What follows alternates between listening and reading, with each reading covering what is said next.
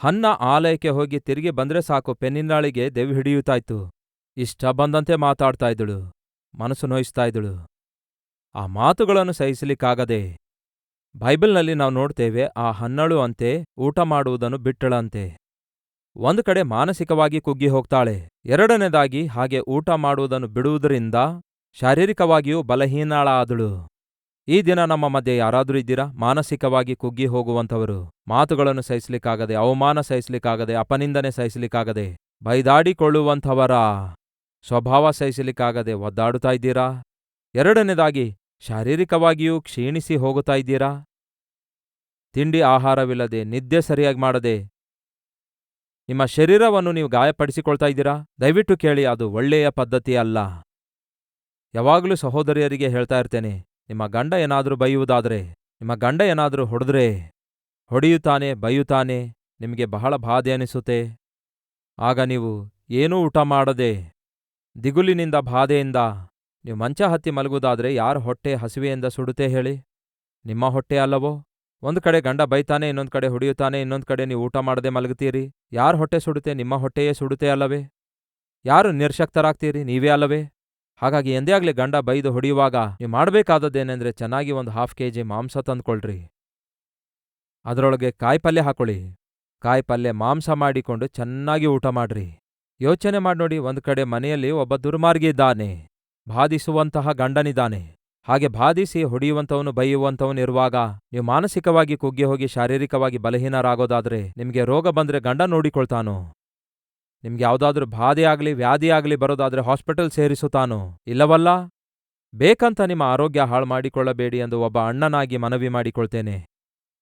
Unfortunate ಆಗಿ ಹನ್ನ ತನ್ನ ಆರೋಗ್ಯ ಹಾಳು ಮಾಡಿಕೊಳ್ತಾಳೆ. ತಿನ್ನಲು ಆಹಾರವಿಲ್ಲದೆ, ನಿದ್ರೆ ಇಲ್ಲದೆ ಒದ್ದಾಡುತ್ತಾಳೆ. ಹಾಗೆ ದಿನಾಲೂ ಕ್ಷೀಣಿಸಿ ಹೋಗುತ್ತಿರುವ ಹೆಂಡತಿಯನ್ನು ನೋಡಿ, ಚೀಚಿ, ಮದುವೆ ಆದರೂ ಆದೆ, ಯಾಕೆ ಈ ರೋಗವುಳ್ಳವಳಿಗೆ ಯಾಕೆ ಮದುವೆ ಆದೆ? ಮದುವೆ ಆದರೂ ಆದೆ, ಈ ರೋಗಿಷ್ಠಳಿಗೆ ಯಾಕೆ ಮದುವೆ ಆದೆ? ಈಕೆಯ ಕೈಯಿಂದ ತಪ್ಪಿಸಿಕೊಂಡ್ರೆ ಸಾಕು, ಈಕೆಯನ್ನು ನೋಡ್ಲಿಕ್ಕಾಗ್ತಿಲ್ಲ ಎಂದು ಅಂದುಕೊಂಡು ನಂತೀರಾ? ಇಲ್ಲ ಪ್ರಿಯರೇ, ನೋಡಿರಿ ಏನಂದನೆಂದು. ಪುರುಷರೇ, ನಾವೆಲ್ಲರೂ ಕಲಿತುಕೊಳ್ಳೋಣ. ಅಧ್ಯಾಯ 1 8ನೇ ವಚನ. ಆಕೆ ಊಟ ಉಣ್ಣದೆ ಅಳುತ್ತಾ ಕೂತಿದ್ದಳು. ಆಗ ಆಕೆಯ ಗಂಡನಾದ ಎಲ್ಕಾನನು ಆಕೆಗೆ, ಹನ್ನಾ, ಏಕೆ ಅಳುತ್ತಿ? ಉಣ್ಣದಿರುವುದಕ್ಕೆ ಕಾರಣವೇನು? ನೀನು ಮನಸ್ಸಲ್ಲಿ ವ್ಯಸನ ಪಡುವುದೇಕೆ? ಯಾಕೆ ನೀನು ಮಾನಸಿಕವಾಗಿ ಕುಗ್ಗಿ ಹೋಗ್ತಾ ಇದ್ದಿ? 10 ಮಂದಿ ಮಕ್ಕಳಿಗಿಂತ ನಾನು ನಿನಗೆ ವಿಶೇಷನಾದವನು ಅಲ್ಲವೋ ಎಂದು ಆಕೆಗೆ ಹೇಳಿದನು ಅಂತ ಇದೆಯೋ, ಇಲ್ಲವೇ ಹೇಳುತ್ತಾ ಇದ್ದನು ಅಂತ ಇದೆಯಾ? ಏನಂತಿದೆ? ಹೇಳುತ್ತಾ ಇದ್ದನು. ಹನ್ನಳ ಗಂಡನಾಗಿರುವ ಎಲ್ಕಾನನು ಅದ್ಭುತನಾದಂತಹ ಗಂಡನಾಗಿದ್ದ. ಹೆಂಡತಿ ಬಲಹೀನತೆಯಲ್ಲಿರುವಾಗ, ಹೆಂಡತಿ ಬಾಧೆಯಲ್ಲಿರುವಾಗ ಹುಣ್ಣಿನ ಮೇಲೆ ಖಾರ ಎರಚುವಂತಹ ಗಂಡನಾಗಿರಲಿಲ್ಲ. ಹೋಗಿ ಕೇಳ್ತಾನೆ, ಯಾಕೆ ಅಳ್ತಾ ಇದ್ದಿ ನೀನು? ಯಾಕೆ ಊಟ ಮಾಡ್ತಾ ಇಲ್ಲ ನೀನು? ನಿನಗ್ಯಾಕೆ ಅಷ್ಟು ಮಾನಸಿಕ ವ್ಯಥೆ? ಮಕ್ಕಳಿಲ್ಲದಿದ್ರೆ ನಿನಗೇನಾಯ್ತು? ನಾನಿದ್ದೇನಲ್ಲವೇ? 10 ಮಂದಿ ಮಕ್ಕಳಿಗಿಂತ ನಾನು ನಿನಗೆ ಶ್ರೇಷ್ಠನಲ್ಲವೋ? ದಯವಿಟ್ಟು ಅರ್ಥ ಮಾಡಿಕೋ. ದೇವರು ನಿನಗೆ ಸಂತಾನ ಇಲ್ಲದಂತೆ ಮಾಡಿದ್ದಾರೆ, ನಮಗೆ ಮಕ್ಕಳಿಲ್ಲದಂತೆ ಮಾಡಿದ್ದಾರೆ. ಮಕ್ಕಳಿಲ್ಲದಂತೆ ಮಾಡಿರುವ ದೇವರೇ ಒಂದಲ್ಲಾ ಒಂದು ದಿವಸ ನಮ್ಮ ಕುಟುಂಬ ಆಧರಿಸುತ್ತಾರೆ, ಧೈರ್ಯವಾಗಿರು ಎಂದು ಹೀಗೆ ಎಷ್ಟೋ ಅದ್ಭುತವಾಗಿ ಅವನು ಆಧರಿಸುತ್ತಾನೆ. ಸಹೋದರರಾಗಿರ್ಬೋದು, ಸಹೋದರಿಯರಾಗಿರ್ಬೋದು, ಆಯಾ ಸಂದರ್ಭಗಳಲ್ಲಿ ಗಂಡಾಗಿರ್ಬೋದು, ಹೆಂಡತಿಯಾಗಿರ್ಬೋದು, ಬಲಹೀನತೆಗಳನ್ನು ಹಾದು ಹೋಗ್ತಾರೆ. ಶರೀರ ಸಂಬಂಧವಾದ ಬಲಹೀನತೆಗಳಾಗಿರ್ಬೋದು, ಆತ್ಮಿಕ ಬಲಹೀನತೆಗಳಾಗಿರ್ಬೋದು, ಆರ್ಥಿಕ ಬಲಹೀನತೆಗಳಾಗಿರ್ಬೋದು. ಬಲಹೀನತೆಗಳನ್ನು ನಿಮ್ಮ ಗಂಡಾಗಲಿ ಇಲ್ಲವೇ ನಿಮ್ಮ ಹೆಂಡತಿಯಾಗಲಿ ಹಾದು ಹೋಗುತ್ತಿರುವಾಗ ದಯವಿಟ್ಟು ಬೈದಾಡಿಕೊಳ್ಳಬೇಡಿ. ದಯವಿಟ್ಟು ಅವರಿಗೆ ಬೇಸರಗೊಳಿಸಬೇಡಿ. ದಯವಿಟ್ಟು ಅವರನ್ನು ನಿಂದಿಸಿ ಅವರಿಗೆ ಶಾಪನಾರ್ಥ ಹಾಕಬೇಡಿ, ಬೆದರಿಸಲೂ ಬೇಡಿ. ಒಂದು ಕಡೆ ಅವರು ಮಾನಸಿಕ ವ್ಯಥೆ ಹಾದು ಹೋಗ್ತಿದ್ದಾರೆ, ಮತ್ತೊಂದು ಕಡೆ ಶಾರೀರಿಕವಾಗಿ ಅವರು ಕಷ್ಟ ಹಾದು ಹೋಗ್ತಿದ್ದಾರೆ, ಇನ್ನೊಂದು ಕಡೆ ಆರ್ಥಿಕ ಸಮಸ್ಯೆ ಎದುರಿಸುತ್ತಾ ಇದ್ದಾರೆ.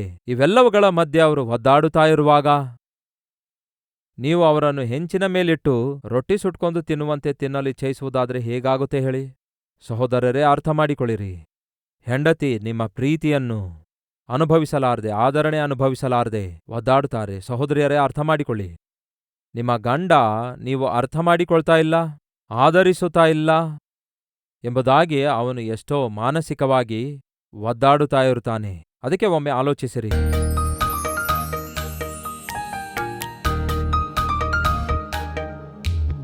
ಮಹಾಪರಿಶುದ್ಧನಾದ ಪ್ರೀತಿಯುಳ್ಳ ತಂದೆಯೇ, ನಿಮ್ಮ ಸನ್ನಿಧಿಯಲ್ಲಿ ಯಾವತ್ತೇ ನಾವು ಬರುವಾಗ, ಯಾವತ್ತೇ ಆಗಲಿ ದೇವರೇ, ವಾಕ್ಯ ಕೇಳಬೇಕೆಂದು ಸಮಯವನ್ನು ನೇಮಿಸಿಡುವಾಗ ಪ್ರತಿ ಸಾರಿ ನಮ್ಮೊಂದಿಗೆ ನೇರವಾಗಿ ಮಾತಾಡುತ್ತಾ ಬಂದಿದ್ದೀರಿ. ಈ ದಿನವೂ ಕೂಡ ನಮ್ಮೊಂದಿಗೆ ಮಾತಾಡಿದ್ದೀರಿ. ಎಲ್ಕಾನನು ಎಂತಹ ಅದ್ಭುತನಾದ ಗಂಡನೆಂದು, ಹನ್ನಳು ಎಷ್ಟೊಂದು ಕುಗ್ಗಿ ಹೋದಳೆಂದು, ಪೆನಿನ್ನಳು ಎಷ್ಟು ರಾಕ್ಷಸಿಯಂತೆ ವರ್ತಿಸಿದಳೆಂದು, ಇವೆಲ್ಲರ ಮಧ್ಯದಲ್ಲಿ ನೀವು ದೇವರೇ ಎಷ್ಟೋ ಅದ್ಭುತವನ್ನು ಮಾಡಿ ಸಮುವೇಲನನ್ನು ಬಹುಮಾನವಾಗಿ ಕೊಟ್ಟಿರಲ್ಲವೇ? ನಿಮ್ಮ ಮಾತನ್ನು ನಾವು ಮೀರಲಾರದಂತೆ ಸಹಾಯ ಮಾಡಿರಿ. ನಿಮ್ಮ ಮಾತು ಮೀರಲಾರದಂತೆ ಸಹಾಯ ಮಾಡಿರಿ. ಈ ದಿನ ಯಾರ್ಯಾರು ನನ್ನೊಂದಿಗೆ ಪ್ರಾರ್ಥಿಸುತ್ತಿದ್ದಾರೋ ಅಂತಹ ಪ್ರತಿಯೊಬ್ಬರ ಪ್ರಾರ್ಥನೆ ಲಾಲಿಸಿರಿ. ದೇವರೇ, ನಮ್ಮ ಜೀವಿತದಲ್ಲಿ ನಮ್ಮ ಶಕ್ತಿಗೆ ಮೀರಿದಂತಹ ಸಮಸ್ಯೆ ಬರುವಾಗ, ನಮ್ಮ ಸಾಮರ್ಥ್ಯಕ್ಕೂ ನಮ್ಮ ಬಲಕ್ಕೂ ಮೀರಿದಂತಹ ಶತ್ರುಗಳು ಎದ್ದೇಳುತ್ತಾ ಇರುವಾಗ, ವಿರುದ್ಧ ಬರುತ್ತಿರುವಾಗ, ಪರಿಸ್ಥಿತಿಗಳು ದೇವರೇ ನಮಗೆ ಅನಾನುಕೂಲವಾಗಿ ತಯಾರಾಗುತ್ತಿರುವಾಗ, ನಾವು ಪ್ರಾರ್ಥನೆ ಮಾಡಿದ್ರೆ ಸಾಕು, ಫಲಿತಾಂಶ ಕಾಣುತ್ತೇವೆ.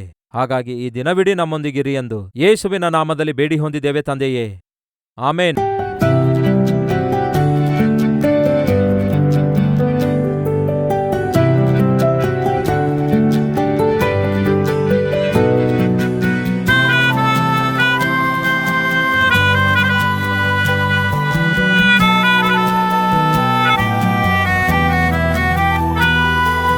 ಈ ದಿನ ಸಾರಿದ ಸಂದೇಶ ನಿಮಗೆ ಆಶೀರ್ವಾದಕರವಾಗಿರುವುದಾದರೆ ಲೈಕ್ ಮಾಡಿರಿ. ಇಂಥ ಅದ್ಭುತವಾದ ಸಂದೇಶಗಳನ್ನು ಪ್ರತಿದಿನ ನೋಡಲು ಆಶಿಸುತ್ತಾ ಇದ್ದೀರಾ? ಹಾಗಾದರೆ ಸಬ್ಸ್ಕ್ರೈಬ್ ಮಾಡಿ, ಹಾಗೆಯೇ ಬೆಲ್ ಐಕಾನ್ ಕ್ಲಿಕ್ ಮಾಡಿ ಅನೇಕರಿಗೆ ಈ ಸಂದೇಶವನ್ನು ಶೇರ್ ಮಾಡುವ ಪ್ರಯತ್ನ ಮಾಡಿ.